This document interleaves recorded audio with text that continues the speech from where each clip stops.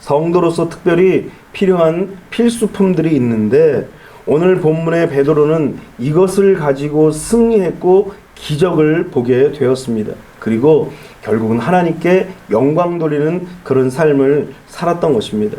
오늘 베드로가 가지고 있는 세 가지를 함께 나눠보기를 원합니다. 첫 번째는 기도의 시간을 가졌던 것입니다. 오늘 본문 1절에 제9시 기도 시간에 베드로와 요한이 성전에 올라갈세 그랬어요.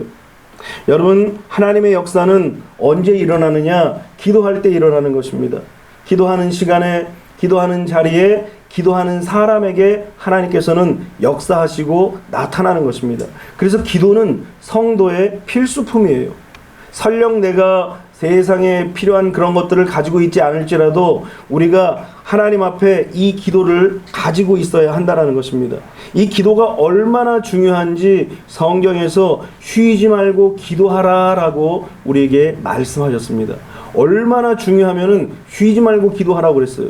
성경에 쉬지 말고 무엇을 하라고 하는 것이 결코 없는데 오직 기도는 쉬지 말고 하라는 것입니다. 사실 베드로는 기도의 실패자였습니다. 예수님께서 그렇게 내가 마음이 고민하여 죽게 되었으니 나를 위해서 기도해달라, 함께 해달라 그렇게 부탁을 했음에도 불구하고 저 옆에서 그냥 쿨쿨 잠을 자며 졸고 있었던 거예요. 이 생각 저 생각하면서 그냥 졸면서 그의 인생 속에서 중요한 시기, 예수님의 그 사역에서 가장 중요한 그 상황 속에서 그만 졸고 말았던 것입니다. 그런데 성령 받기 위해서 기도를 시작하고 또 그렇게 성령 받은 후에 그는 기도의 사람이 되었던 것입니다. 오늘 본문에도 보니까 시간을 정해놓고 기도했어요. 여러분, 기도하는 사람이 되었다라는 증거가 바로 오늘 본문에 제9시 기도 시간에 라고 말하는 거예요. 우리가 하나님 앞에 나와서 하나님을 만나고 하나님의 은총을 경험하고 하나님의 역사를 체험하기 위해서는 반드시 기도 시간에 기도해야 돼요. 하나님 앞에 뜻을 정하고 마음을 정하고 하나님 앞에 기도를 드려야 한다는 것입니다. 기도 시간은 하나님과의 약속 시간이에요. 여러분들이 하나님의 사람이 되어서 승리하고 그리고 하나님께 영광 돌리는 삶을 살면서 인생의 복을 받으려면 기도해야 하는 것이고 기도의 사람이 돼야 되는 것입니다. 여러분들도 다 잘 알지만 다니엘은 어떤 사람입니까? 한마디로 얘기하면 기도하는 사람이에요. 어려움이 찾아오고 시련이 찾아오고 역경이 찾아오고 위기가 찾아와도 결단코 기도를 쉬는 법이 없습니다. 어려움은 어려울수록 하나님 앞에 기도하고 주님 앞에 메어 달리는 거예요. 시련과 역경과 고난이 닥쳐오면 닥쳐올수록 하나님 앞에 기도하며 믿음으로 행진하는 거예요. 하나님 앞에 기도하던 이 다니엘에게 어느 날 시험이 찾아왔습니다. 기도를 하지 못하게 하는 거예요. 예배를 하지 못하게 하는 거예요. 이 바벨론의 왕 이외에는 아무도 그 누구에게도 기도하거나 예배를 드리지 못하도록 아예 법안을 세워서 도장을 꽝 찍었습니다. 온 나라에 대저바가 붙어서 결코 기도하는 자, 예배하는 자가 살아남지 못할 것이라는 그런 엄포를 놓는 그런 대자보가 온 길거리에 다 퍼져 있는 거예요. 그런데 다니엘은 어떡합니까? 오히려 이전에 행했던 대로 예루살렘을 향하여서 창문을 열고 그리고 모든 사람들이 다 보도록 하나님 앞에 기도한 거예요. 시련과 역경과 어려움이 찾아올 때 우리가 해야 될 것은 이렇게 다니엘처럼 그 전에 행했던 대로 내가 살아왔던 믿음대로 하나님 앞에 기도해야 되는 거예요. 그래야만 우리가 진정으로 살 수 있는 것입니다. 다윗은 또한 어떤 사람이었습니까? 그의 삶은 도망자의 삶이었어요. 얼마나 고달팠겠어요. 사울 왕이 쫓아와요. 가는 곳마다 또 사람들이 밀고를 해가지고 이제는 사울 왕에게 전달을 합니다. 그러면 또 산으로 굴로 사막으로 광야로 이리저리 도피하고 도망다니는 그런 인생이 다윗의 인생이에요. 얼마나 철량맞고 얼마나 힘든 인생입니까? 이렇게 절망적인 그런 상황 속에서 다윗이 한 것은 시편 22편 2절에 보니까 내 하나님이여 내가 낮에도 부르짖고 밤에도 잠잠하지 아니하나 응답하지 아니하시나이다. 밤에도 기도하고 낮에도 기도하고 얼마나 하나님 앞에 울부짖는지 몰라요. 답답하고 컬컬한 그런 상황 속에서, 앞이 보이지 않는 칠흑같이 어두운 상황 속에서, 절망적인 상황에도 하나님 앞에 기도합니다. 그런데 하나님은 응답을 하지 않는 거예요. 그런데 여기서 우리의 믿음이 중요하다라는 거예요. 하나님 앞에 부르짖고 기도하는데 하나님은 응답하지 않으시는 것 같음에도 불구하고 다윗은 포기하지 않고 당황하지 않고 하나님 앞에 부르짖고 또 부르짖는 거예요. 그랬더니 결국은 하나님의 응답을 받아내는 거예요. 시편 22편 24절에 보니까 그는 곤고한 자의 곤고를 멸시하거나 싫어하지 아니하시며, 이 대목이 참 은혜롭더라고요. 곤고한 자, 얼마나 힘들겠어요. 그런데 그 곤고한 자를 멸시하거나 싫어하지 않는다라는 거예요. 세상 사람들은 어때요? 지식이 있어야, 돈이 있어야, 명예가 있어야, 내 삶이 평탄해야, 그래야 쫓아오고 그래야 찾아옵니다. 그런데 하나님은 이 곤고한 자를 멸시하거나 싫어서 버리는 것이 아니라 오히려 하나님 앞에 울부짖고 기도하는 자의 소리를 들어주신다라는 거예요. 그러니까 저의 인생도 이렇게 뒤를 돌아보면 마치 하나님이 우리의 인생 속에서 나를 돌아보지 않는 것 같은 그런 상황이 있어요. 나를 버리셨나 보다, 나를 떠나셨나 보다, 나와 함께하지 않는가 보다, 이런 마음이 드는 순간이 딱 찾아올 때, 그때 무엇을 했어요? 기도를 드린 거예요. 하나님 앞에 또 기도하고 또 간구하고 또 하나님 앞에 부르짖는 거예요. 하나님 앞에 엎드려 울부짖는 거예요. 우리의 인생도 마찬가지예요. 마치 하나님께서 보지 않는 것처럼, 아무리 울어도 그저 우리의 울음소리가 허공에 메아리치는 그런 소리와 같은 그런 상황이 계속 펼쳐지는 것 같을지라도 하나님 앞에 부르짖고 간구하는 그 모든 기도는 하나님이 다 들으시는 거예요. 그래서 그가 울부짖을 때에 하나님은 들으셨도다라고 말씀하시는 거예요. 여러분들이 하나님 앞에 울며 부르짖을 때에 하나님은 반드시 여러분들의 기도를 들어주시고 응답하실 것을 믿으시기를 주님의 이름으로 축원합니다. 한나를 보세요. 한나를 보니까 자식이 없어서 그 남편이 그렇게 한나를 사랑했음에도 불구하고 첩을 들여요. 이 첩의 이름이 뭐였죠? 분인나예요. 분인나. 분인나가 이 한나의 마음을 얼마나 긁는지 막 마음에 분이 일어나는 거예요. 그렇게 마음이 애달프고 고통이 있어서 하나님 앞에 뭘 했어요? 기도하고 호소한 거예요. 여러분들이 칠흑같이 어둡고 캄캄할 때 뭘 해요? 사람을 찾아갑니까? 아니면 세상적인 방법을 찾아갑니까? 아니면 푸념하고 넋두리를 합니까? 이 한나는 사무엘상 1장 10절을 보니까 마음이 괴로울 때에 여호와께 기도하고 통곡했다고 그랬어요.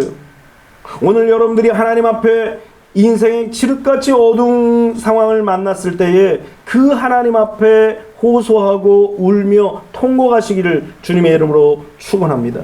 그리고 오래 기도했다라는 거예요. 괴로울 때, 울고 싶을 때, 캄캄할 때 하나님 앞에서 우리가 해야 될 것이 기도인데, 기도가 뭐 별거 있습니까? 통곡하며 울면서 나의 마음을, 하나님, 나의 마음의 이 애달픔을 좀 봐주십시오. 그러면서 나의 삶의 모든 문제를 하나님 앞에 다 맡기는 거예요. 하나님 앞에 내가 가지고 나온 모든 짐들을 다 내려놓는 거예요.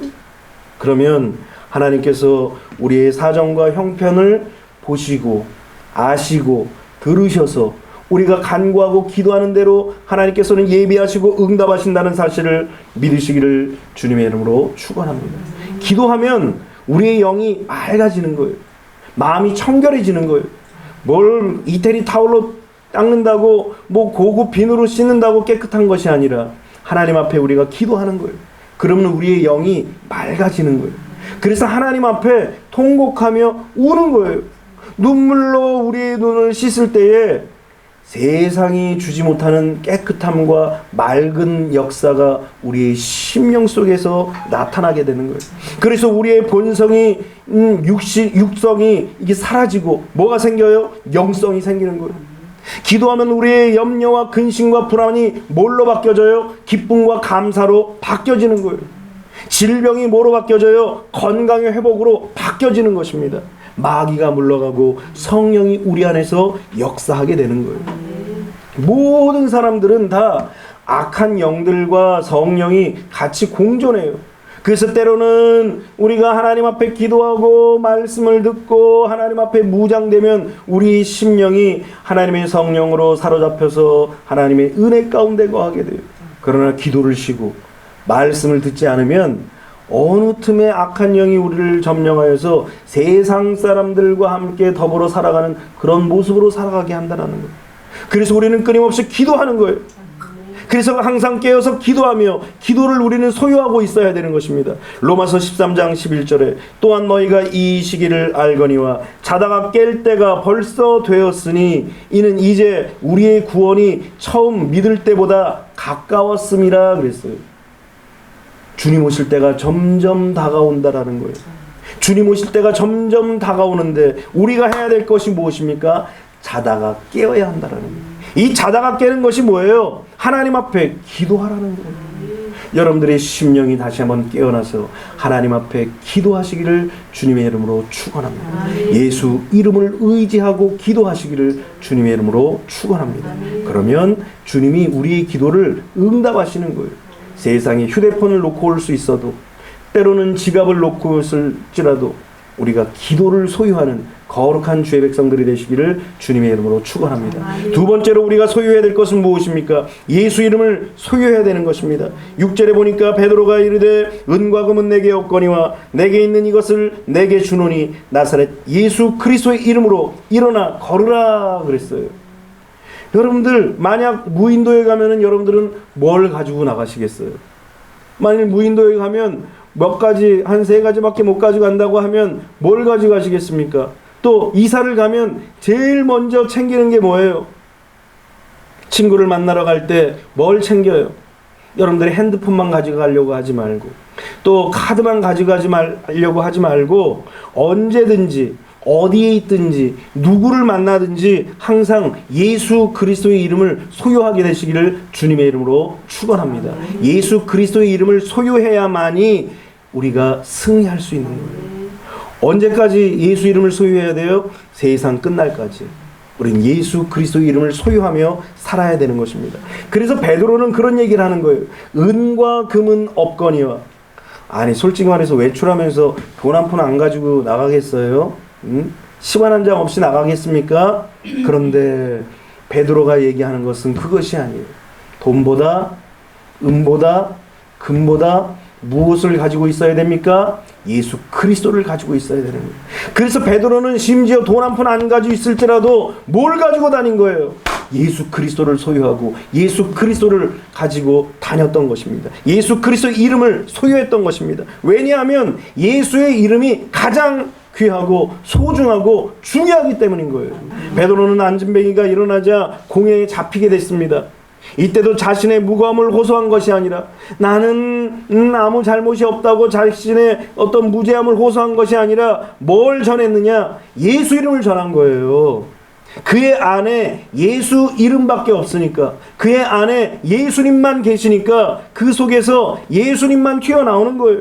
사도행전 4장 10절에 보니까 너희와 너희 모든 이스라엘 백성들은 알라. 너희가 십자가에 못 박고 하나님이 죽은 자 가운데 살리신 나사렛 예수 그리스도의 이름으로 이 사람이 건강하게 되어 너희 앞에 섰느니라. 뭘로 건강했다고요? 나사렛 예수 그리스도의 이름으로. 다른 것이 아니에요. 오직 나사렛 예수 그리스도의 이름으로 건강해지는 거예요. 베드로가 소유하고 있던 예수 그리스도의 이름을 이 안진뱅이에게 다 전해주니까 나면서부터 이 안진뱅이가 다 일어나는 거예요. 야, 어떻게 이런 기적이 일어납니까? 예수 이름에 그런 능력이 있다라는 거예요. 그러면서 사도행전 4장 12절에 뭐라고 얘기합니까? 다른 이로서는 구원을 받을 수 없나니 천하 사람 중에 구원을 받을 만한 다른 이름을 우리에게 주신 일이 없음이라 하였더라. 다른 이름에 구원이 있다는 거예요? 없다는 거예요? 없는 거예요. 오직 어디에 구원이 있다고 그랬죠? 예수 그리스도에게 구원이 있는 거예요. 그래서 우리는 세상의 모든 것들을 잃어버릴지라도 잃어버린 것이 아니에요. 예수를 소유했다면, 예수 이름을 소유하고 있다면, 예수님이 우리 안에 거하고 계시다면 우리는 세상의 것들, 이 모든 것들을 잃은 것이 아니라는 거예요. 오직 우리의 질그릇과 같은 우리의 심령 속에 예수 그리스도를 담으면 그 예수 그리스도의 은혜 때문에 우리는 넘어진 자도 아니고 망한 자도 아니고 거꾸로짐 당한 자도 아니고 실패한 자도 아닌 것입니다. 오직 예수님께서 다시 일으켜 주시는 위대한 소망과 꿈을 가진 자임을 믿으시기를 주님의 이름으로 축원합니다. 예수님만이 우리의 구원자이시기 때문인 것입니다. 그런데 예수님이 어떻게 구원해 주시느냐? 세 가지로 구원을 해주시는 거예요. 첫 번째로 영의 구원을 받습니다. 영의 구원이라는 것이 뭐예요? 죄사함과 의롭다 하심과 새 생명을 받는 거예요. 여러분, 우리는 이전에 죽었던 존재였습니다. 그러나 예수 그리스도의 이름을 믿음으로 말미암아 예수 그리스도가 우리 안에 거하심으로 말미암아 우리 안에 죄사함의 역사가 일어나고 죄사함으로 말미암아 의롭다함을 받고 의롭다 하심으로 말미암아 이제는 새로운 생명을 받은 거듭난 자라는 사실을 우리는 꼭 기억해야 돼요. 우리는 그래서 우리의 머릿속과 우리의 가슴속에 늘 죄사함과 하나님의 은혜 가운데 새 생명을 입은 자라는 사실을 대한 이 확신을 가져야 되는 거예요. 구원받은 확신을 가져야 된다는 거예요. 그래서 날마다 내 안에 예수님이 계시다. 내 안에 예수님이 역사하신다. 내 안에 예수님이 함께 하신다. 내 안에 예수 그리스도가 함께 하시고 역사하신다는 이 고백들을 날마다 고백하며 선포해야 되는 거예요. 두 번째는 혼의 구원이에요. 많은 사람들이 정신적으로 공격을 당합니다. 악한 마귀가 가라지를 뿌려놓는 거예요. 어떤 가라지를 뿌려놓습니까? 미움과 원망과 불평과 근심과 불안과 두려움, 이런 것들을 악한 마귀가 계속 뿌려놓는 거예요. 모든 사람들에게 다 가라지를 다 뿌려놓는 거예요. 이것을 그냥 두면 쓴뿌리가 되는 거예요. 이 쓴뿌리가 뭐냐? 결국은 마음의 병인 거예요. 그래서 모든 사람들이 다 마음의 병을 앓고 있습니다. 그런데 예수의 영이신 위로자 성령께서 우리에게 다 마음속에 오시면은 이런 마음들을 싹 치료해 주시는 거예요. 아니, 솔직히 인생을 살아가면서 우울감을 느끼지 않는 사람이 누가 있겠어요? 조울감을 느끼지 않는 사람이 누가 있겠습니까? 신경이 예민해서 마음이 답답하고 컬컬하고 그렇게 날카롭지 않은 사람이 누가 있겠어요? 다 마음의 고통과 어려움들이 있어요. 가라지들이 있다라는, 뿌려져 있다라는 거예요. 그런데 성령께서 다 우리의 마음속에 오셔서 빛을 쫙 비춰주시면 우리의 혼이 구원을 받는 거예요. 그래서 몸으로 들어오는 죄, 또 마음으로 들어오는 죄, 이런 죄악들을 다 물리쳐서 하나님의 은혜 가운데에서 우리의 영이 깨끗해지는 거예요. 우리의 혼이 깨끗해지는 거예요. 우리의 정신이, 우리의 마음이 예수 그리스도의 은혜 가운데 깨끗해지게 되는 것입니다. 또 육이 구원을 받는 것입니다. 이것은 바로 질병으로 인하여서 고통당하고 환경의 노예가 되어서 가시와 엉겅퀴에 사는 사람들에게 우리의 육체와 우리의 환경을 변화시켜 주시는 놀라운 하나님의 구원을 우리에게 보여주시는 것입니다. 갈라디아서 3장 13절로 14절에 그렇게 말씀하십니다. 그리스도께서 우리를 위하여 저주를 받은 바 되사 율법의 저주에서 우리를 속량하셨으니 기록된 바 나무에 달린 자마다 저주 아래 있는 자라 하였습니다. 이는 그리스도 예수 안에서 아브라함의 복이 이방인에게 미치게 하고 또 우리로 하여금 믿음으로 말미암아 성령의 약속을 받게 하려 함이라. 예수님께서 우리를 위해서 뭘 받으셨다고요? 저주를 대신 받은 거예요. 아담과 하와가 죄를 짐으로 말미암아 받은 그 저주, 죽음의 저주, 절망의 저주, 질병의 저주, 가난의 저주, 이 저주들을 예수님께서 다 짊어지시고 나무에 달리신 거예요. 십자가에 달리신 거예요. 그러므로 말미암아 흘리신 그 보혈이 우리로 하여금 받아야 할 그 저주를 예수님이 다 담당하신 거예요. 그래서 아브라함이 받아야 할 그 복을 우리도 받을 수 있는 자격을 주셨다라는 거예요. 그래서 우리는 날마다 우리의 예수 그리스도로 말미암아 이런 인생 속에서 나타나는 육체 가운데 또 환경 속에 나타나는 이런 저주들이 예수 이름으로 다 사라진다는 사실을 믿고 믿음으로 선포해야 되는 거예요. 그러면 우리는 영이 구원을 받고 우리의 혼이 구원을 받고 그리고 우리의 육이 구원받는 거예요. 그래서 의사가 치료하지 못하는 그 질병들을 누가 치료하셔요? 예수님이 치료하시는 거예요. 오늘 믿으시기를 주님의 이름으로 축원합니다. 또 고린도후서 8장 9절에는 우리 주 예수 그리스도의 은혜를 너희가 알거니와 부요하신 이로써 너희를 위하여 가난하게 되심은 그의 가난함으로 말미암아 너희를 부요하게 하려 하심이라. 우리의 인생은 참 가난한 인생이에요. 사실은 이 땅에 태어나면서 주먹을 꽉 쥐고 태어나지만 그 손을 아기들이 쫙 펴보면 뭐 있어요? 없어요. 아무것도 없어요. 발가벗긴 채로 적신으로 왔다고 그러잖아요. 그리고 뭔가 소유할 것 같이 그냥 주먹을 불끈 쥐고 아이가 태어나지만 그러나 그 손을 펴보면 아무것도 없어요. 그래서 왜 그런 한자 있죠? 공술의 공수고 빈손으로 왔다가 빈손으로 가는 것이 그런 인생이라는 거예요. 얼마나 가난하고 얼마나 허무한 인생입니까? 그런데 그런 인생을 주님께서 구원하신 거예요. 예수님이 대신 가난하심으로 말미암아 우리로 부요하게 하신다라는 거예요. 오늘 여러분들의 삶 속에, 인생 속에서, 환경 속에서 이런 가난의 저주도 예수님으로 다 떠나게 되시기를 주님의 이름으로 축원합니다. 예수님은 이런 일들을 위해서 이 세상에 오신 것입니다. 예수 그리스도와 함께 동행하여서 그가 내 안에 내가 그 안에 거하는 그런 축복의 삶을 여러분들이 다 살기를 주님의 이름으로 축원합니다. 그러려면 우리는 예수 이름을 소유해야 돼요. 그리고 예수 이름을 어디를 가든지 선포하고 예수님의 이름을 전해야 되는 거예요. 마지막 세 번째로 우리는 믿음을 소유해야 돼요. 뭘 소유해야 된다고요? 믿음을 소유해야 돼요. 베드로는 예수 이름으로 일어나 걸으라 말할 때 안진뱅이가 일어나리라고 이미 그 마음속에 믿었던 거예요. 우리가 하나님 앞에 기도할 때, 우리가 예수 이름을 선포할 때 이미 우리의 마음속에는 뭐가 있어야 돼요? 예수 그리스도에 대한 확신과 믿음이 있어야 돼요. 될까 안 될까? 이게 가능할까 불가능할까? 이걸 저울로 재보는 것이 아니라 온전히 내가 하나님 앞에 기도하면 하나님 반드시 응답하신다. 아멘. 예수님의 이름을 선포하면 반드시 예수님이 나의 죄와 나의 어려움과 나의 환경의 그 고통을 다 해결해 주시고 구원해 주신다. 이 믿음과 확신을 가져야 되는 것입니다. 그래서 성경은 뭐라고 말씀하십니까? 할 수 있거든이 무슨 말이냐? 믿는 자에게 능치 못할 일이 없니라 그런 거예요. 귀신 들린 아이의 아버지가 예수님 무엇을 하실 수 있거든, 이 무엇을 하실 수 있거든 이라는 말이 참 애매한 말이에요. 할 수 있으면 하고 할 수 없으면 하지 말라는 거예요. 이 참 얼마나 참 무책임한 말은 아닙니까? 그런데 예수님께서 그 아이의 아버지의 입술을 바꿔놓는 거예요. 할 수 있거든이 무슨 말이냐?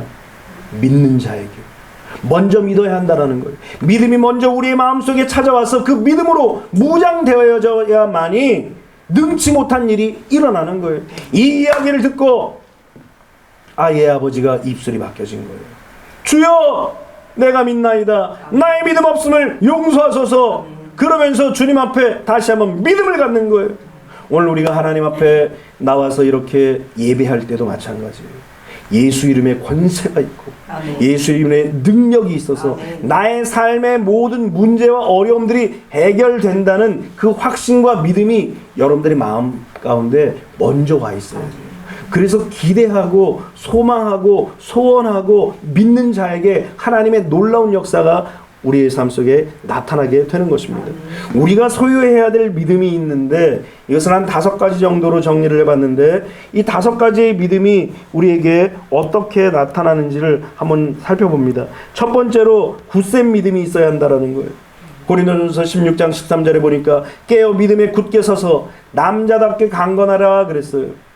여러분 여자답게는 어떤 여성스럽다라는 건 뭐예요? 뭔가 부드럽고 연약한 이미지가 있어요.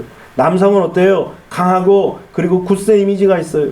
우리가 하나님 앞에 믿음을 가질 때도 여자든 남자든 어떤 믿음을 가져야 되느냐? 남자 같은 그런 굳센 믿음이 있어야 한다는 거예요. 왜 굳센 믿음이 필요합니까? 세상의 바람이 너무 센 거예요. 세파가 너무 큰 거예요. 이 파도를 바라볼 때 우리의 마음이 막 흔들릴 수 있다는 거예요. 그렇기 때문에 우리가 굳센 믿음을 가져야 돼요. 굳센 믿음을 갖지 않으면 시험이 오고 환란이 오고 역경이 오면 그만 뿌리가 약하다 보니까 넘어지고 쓰러지는 거예요. 그래서 우리는 굳센 믿음을 우리의 마음속에 가지고 있어야 한다는 것입니다. 두 번째는 우리는 충만한 믿음을 가지고 있어야 됩니다. 사도행전 6장 5절에 보니까 온 무리가 이 말을 기뻐하여 믿음과 성령이 충만한 사람 스데반과 또 빌립과 브로거로와 니고노로와 디몬과 바메나와 유대교에 입교했던 안디옥 사람 니골라를 택하였다 그랬어요. 7 집사를 택할 때도 성령과 믿음이 충만한 사람을 선택했다라는 거예요. 하나님께서 우리를 보실 때에 우리의 선택하는 기준이 뭐예요? 믿음인 것입니다. 주님이 누가복음 18장에서도 내가 세상에 오면은 믿음을 보겠느냐 그랬어요. 주님이 기뻐하시는 믿음, 흔들리지 않는 믿음, 충만한 믿음, 이런 믿음을 보시겠느냐 그랬어요. 오늘 여러분들의 마음속에 충만한 믿음이 있게 되시기를 주님의 이름으로 축원합니다. 가득 차가지고 막 흘러넘치는 믿음. 그래서 나뿐만 아니라 주변의 사람까지도 믿음으로 변화시키고 믿음으로 그야말로 전염시킬 수 있는 그런 여러분들이 되시기를 주님의 이름으로 축원합니다. 아멘. 코로나만 그냥 전파시키지 말고 믿음을 전파시키고 믿음의 팬데믹을 만드시기를 주님의 이름으로 축원합니다.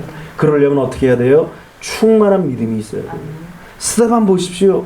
성령과 믿음으로 충만하니까 가는 곳마다 예수 이름을 증거해요. 집사이지만 제자는 아니고 사도도 아니었지만 집사였지만 성령과 믿음으로 충만하니까 어디를 가든지 어느 곳에 있든지 예수 그리스도에 대한 믿음을 증거하는 거예요. 오늘 여러분들의 마음이 이런 충만한 믿음으로 가득 채워지시기를 주님의 이름으로 축원합니다. 또 우리가 큰 믿음을 가져야 됩니다. 수르보니게 여인이 예수님께 찾아와서 예수님 우리 딸에 든 귀신을 내어 쫓아주십시오. 그렇게 애절하게 부탁을 합니다. 그런데요, 웬일이신지 예수님이 나는 처음에는 듣지도 않는 거예요. 그러더니 제자가 예수님 저 여인을 좀 보내십시오. 이 보내라는 말이 뭐냐면 해결해서 보내시라는 거예요. 그런데도 예수님께서 나는 이스라엘 외에는 부름을 받지 않았다 그러십니다. 심지어 이 여인이 계속 요청하고 간구를 하는데도 불구하고 이 여인을 뭐라고 얘기하느냐, 자녀의 상에 있는 떡을 개들에게 주는 것이 마땅치 않으니라 그랬어요. 야, 이 수레보니게 여인이 뭔 취급을 당한 거예요? 개 취급을 당한 거예요. 여러분 강아지들 다 이쁜 강아지들 다 여러분들의 애들이라고 얘기하는데 예수님은 이 강아지를 결코 좋아하지 않아요. 제가 중동에 가보니까 강아지를 되게 싫어하더라고요. 개를. 왜 그러냐면은 좀 무함마드가 도망치는데 개가 짖는 바람에 발각이 돼서 도피하는데 어려움을 당했다고 개를 싫어해요. 그래서 개는 보면 즉시 막 다 죽이는 거예요. 뭐 한국에서도 어느 정점에서부터 시작해서 이게 반려견이 되었죠. 그렇지 않았으면 예전에는 뭐예요? 다 비상식량인 줄만 알았어요, 사실은. 그런데 이제는 자식처럼 자녀처럼 키워요. 그런데 어쨌든 예수님 당시는 그렇진 않았습니다. 그래서 이 여인을 이야기할 때 자녀의 상에 있는 떡을 개에게 주임이 마땅치 아니하니라 그러면서 이 여인을 완전히 땅에 떨어뜨리며 하대를 합니다. 그러자 이 여인이 어떻게 합니까? 아유, 더럽고 치사하다 내가. 응답이고 뭐고 내가 간다. 그러고선 욕을 하고 갈 수도 있었지만 이 여인에게는 어떤 믿음이 있었느냐? 큰 믿음이 있었던 거예요. 큰 믿음이 있으니까 그 마음속에서 하나님께서 역사하시고 하나님의 마음에 감동이 되니까 그 심령이 주님 앞에 옳소이다. 주님 맞습니다. 나는 개입니다. 그러나 개도 주인의 상에 떨어지는 부스러기를 먹나이다 하는 거예요. 여러분들 이것이 중요한 거예요. 아까 다윗도 하나님 앞에 부르짖었더니 하나님께서 응답하셨어요? 안 응답하셨어요. 처음에는 응답이 없는 거예요. 얼마나 답답하고 컬컬합니까? 얼마나 그 심령 속에서 고통이 크겠어요. 그럼에도 불구하고 이 다윗이 하나님 앞에 울부짖었더니 하나님께서 응답하신 것처럼 이 여인도 그 애달픈 마음, 그 간절한 마음으로 예수님, 주여, 올소이다. 그렇지만 개도 주인의 상에 떨어진 음식을 빵 쪼가리라도 먹습니다. 빵 쪼가리 같은 은혜를 달라는 거예요. 여러분, 우리가 하나님 앞에 나갈 때 이런 큰 믿음을 갖게 되시기를 주님의 이름으로 축원합니다. 마태복음 15장 28절에는 그렇게 증언하고 있습니다. 이에 예수께서 대답하여 이르시되 여자여 내 믿음이 크도다 내 소원대로 되리라 하시니 아멘. 그때로부터 그의 딸이 나으니라. 아멘. 그때가 언제예요? 저는 그렇게 생각합니다. 예수님 앞에 큰 믿음을 가졌다고 칭찬받는 그 순간 이미 악한 마귀는 떠나가는 거예요. 오늘 우리의 심령 속에서, 우리의 삶 속에서 우리를 괴롭히는 모든 악한 어둠의 영들이 예수의 이름으로 다 떠나가는 위대한 역사가 나타나게 되시기를 주님의 이름으로 축원합니다. 네 번째로 우리는 거짓 없는 믿음이 있어야 한다는 거예요. 디모데전서 1장 5절에 이 교훈의 목적은 청결한 마음과 선한 양심과 거짓이 없는 믿음에서 나오는 사랑이거늘. 하나님의 말씀이 무엇이라고요? 거짓 없는 믿음에서 나오는 사랑이라는 거예요. 오늘 이 거짓 없는 믿음을 여러분들이 갖게 되시기를 주님의 이름으로 축원합니다. 하나님 앞에 믿음을 가질 때에도 거짓 없는 믿음이 있어야 돼요. 우리의 마음이 청결한 마음을 가지고 하나님이 우리의 마음을 다 보실 수 있는 그런 마음을 가지고 있어야 된다는 거예요. 이 거짓 없는 믿음이 무엇입니까? 세상과 타협된 믿음이 아니라 오로지 하나님만을 바라보는 그런 믿음이라는 거예요. 하나님을 만나는 것이 기쁨이고 하나님을 만나는 것이 즐거움인 믿음. 그래서 하박국이 뭐라고 얘기합니까? 없고 또 없고 또 없고 또 없고 아무것도 없어요. 그럼에도 불구하고 뭘 기뻐합니까? 하나님을 기뻐하고 하나님의 구원을 즐거워하는 거예요. 이것이 바로 거짓 없는 믿음이라는 거예요. 하나님께서 나에게 뭘 주시기 때문에 믿는 것이 아니라, 하나님이 나에게 뭘 약속했기 때문에 믿는 것이 아니라 오로지 하나님 자체로 기뻐하고 즐거워하는 믿음. 하나님은 그런 자들에게 하나님은 기뻐하시고 사랑하시고 축복하시는 거예요. 자녀들도 그렇잖아요. 뭐 꼭 엄마가 용돈 줘야 오고, 엄마가 꼭 뭘 해줘야 오고, 그런 자식은 좀, 물론 부모는 자녀가 이래도 이쁘고 저래도 이뻐요. 그렇지만 그냥 부모님을 보기 위해서 오는 자녀, 그냥 엄마이기 때문에, 그냥 아빠이기 때문에 좋은 그런 자녀들이 어쩌면 더 사랑스러울 것 같아요. 하나님도 그럴 수 있을 것 같습니다. 그저 그냥 하나님이기 때문에 지금 눈에 보이지 않고, 지금 손에 잡히지 않고, 지금 마음으로 느껴지지 않는데, 그럼에도 불구하고 하나님을 믿는 거예요. 거짓이 없어요. 꾸밈이 없어요. 다른 마음이 없어요. 두 가지 마음이 없어요. 오직 거짓 없는 이런 믿음을 가지고 하나님을 사랑하고 하나님을 의지한다는 것. 오늘 여러분들이 다 이런 믿음을 소유하게 되시기를 주님의 이름으로 축원합니다.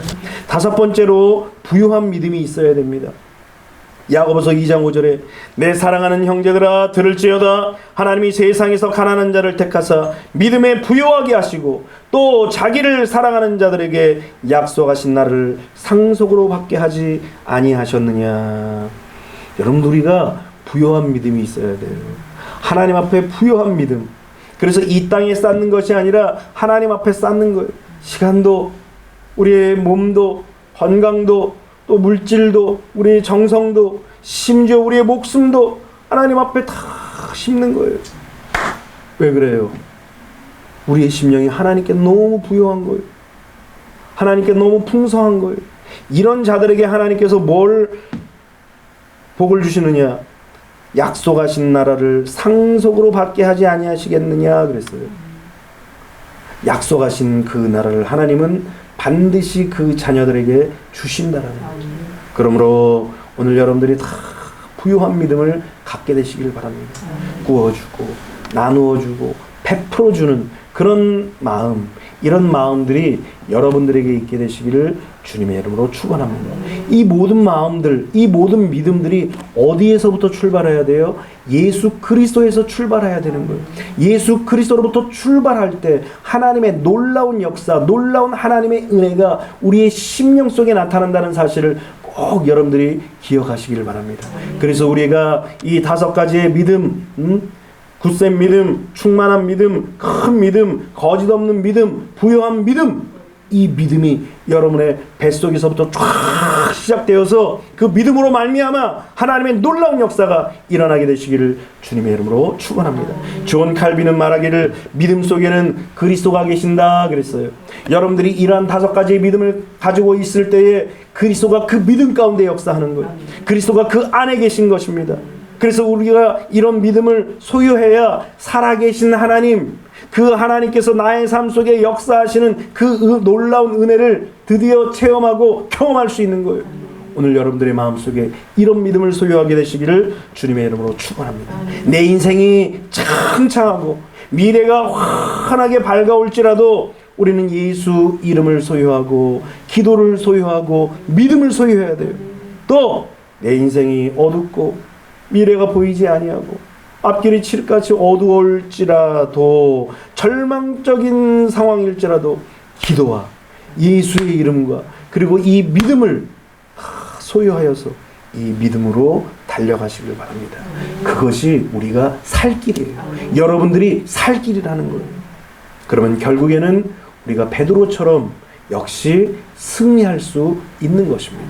오늘 여러분들이 이 3가지를 꼭 소유하여서 하나님 앞에 승리하고 복을 얻고 놀라운 기적을 경험하는 축복의 인생이 되시기를 주님의 이름으로 축원합니다.